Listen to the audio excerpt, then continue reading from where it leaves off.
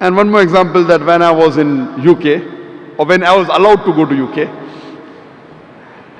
I gave a talk on same topic, Islamic viewpoint on terrorism and jihad.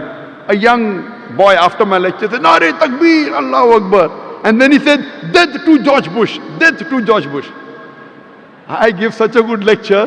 Now this young Muslim, on my full lecture, Hindi mein bolte pani pher diya, means he has ruined my full lecture.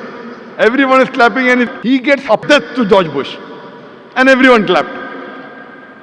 Then I told him that if you read the seerah of the Prophet Muhammad Sallallahu Alaihi Wasallam, Muhammad Sallallahu Alaihi Wasallam, he prayed to Allah Subhanahu Wa Ta'ala that there were two staunch enemies of Islam. Both their names were Umar.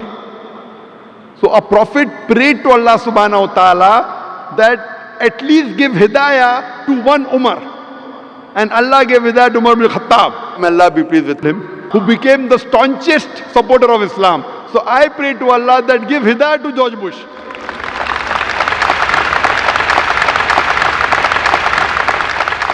By killing him, we won't solve the problem.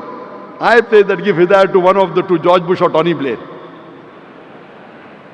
You read the seerah of the Prophet rather than be emotional.